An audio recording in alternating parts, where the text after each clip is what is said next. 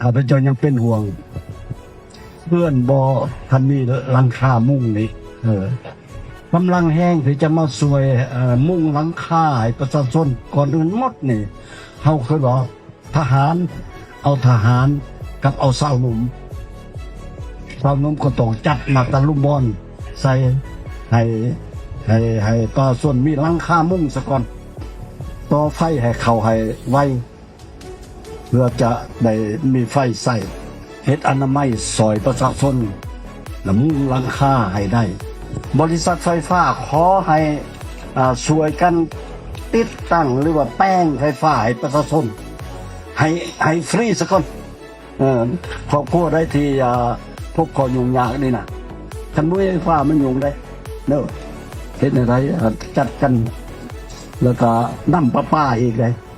ถ้าว่าขณะบ่มีน้ำก็ยุ่งอีกเลยสิ่งสำคัญที่สุดเนี่ยนะจำเป็นไว้หีบด่วนนี่นะคือ3-4 อันที่ครับจะว่าขอให้หน่วยงานพร้อมกันลงมือเก็บกำข้อมูลแล้วก็ไปซอยถึงที่ถึงบอลจังไดก็ต้องขอแสดงความสมเชยเนาะที่ท่านประธานประเทศนายกรัฐมนตรีของประเทศลาวที่ได้มีความคิดเห็นอยากช่วยเหลือประชาชนที่ได้รับผลกระทบจากพายุมักเห็บตกเนาะใส่หลังคาเนาะก็คือ2 รอบซ้อนเลยที่ผ่านมาก็คือนครหลวงเวียงจันทร์ก็คือได้รับด้วยความที่นักหน่วงที่สุดตอนนี้ก็คือก็ขอแสดงความสมเชยอย่างสุดซึ้งเนาะที่ท่านต้องรุ่นเป็นได้ออกมามีความคิดเห็นอยากช่วยเหลือประชาชนแล้วก็ช่วยเหลือทางด้านไฟฟ้าน้ำเนาะแล้วก็เรื่องอุปกรณ์มุงหลังคาเรือนคือดินกระเบื้องบ่เป็นเครื่องใช้ของใช้ต่างๆเนาะนี่ก็สมเชยก็คือท่านเพิ่นว่าเขาแหละการที่จะมาก็คือต้องเอาทหารหรือว่าวัยรุ่นมาเนาะ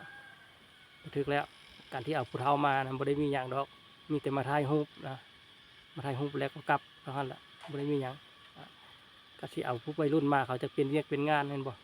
ก็ที่เอาผู้เฒ่ามานั้นโอ้ยสังคมก็ได้ไปให้เกียรติให้ยศอยู่หั่นแหละไปนบไปไหว้อยู่หั่นเนาะบ่มีเวลาที่ได้เฮ็ดเวียกดอกเกรงใจผู้หลักผู้ใหญ่นะ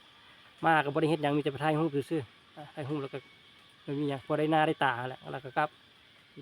คันสิมาช่วยเหลือแท้ๆต้องมีกำลังแรงงานเนาะให้มันพร้อมเพียงมาช่วยกันให้มันแล้วให้ประชาชนเรานะตอนเขาลำบากนี่นะช่วยกันนะบ่แม่นสิมาท้าทายเอาแต่หน้าแต่ตาระยะเนาะการสิมามอบอย่างก็มาโลดเนาะมามอบเครื่องอย่างระยะช่วยเหลือนะมอบให้ข้าเจ้าโลดบ่แม่นสิโอ้ยมาถ่ายรูปสู้ได้มาช่วยเหลือประชาชนอันนั้นมันบ่ได้แม่นช่วยเหลือเนาะมาอ้างซื่ออ้างเอาหน้าเอาตาคนที่ช่วยแท้คือทหารผู้วัยรุ่นผู้ที่เขาเฮ็ดนะอันนั้นเขาเอิ้นว่าช่วยแท้อันนั้นบ่แม่นสิเอามาพอได้มีหน้ามีตาให้สังคมได้รับออกหน้าออกตาป่ะได้มาช่วยเหลือประชาชนการที่เขาช่วยเหลือโดยแห้งด้วยกำลังนี่นะต้องเอาวัยรุ่นนั่นแหละช่วยเหลือเนาะก็จังน้อยเพิ่นก็ได้ช่วยเนาะช่วยค่าน้ำค่าไฟเพื่อให้ประชาชนลาวเนาะก็ลดผ่อนการใช้จ่ายไปจากน้อย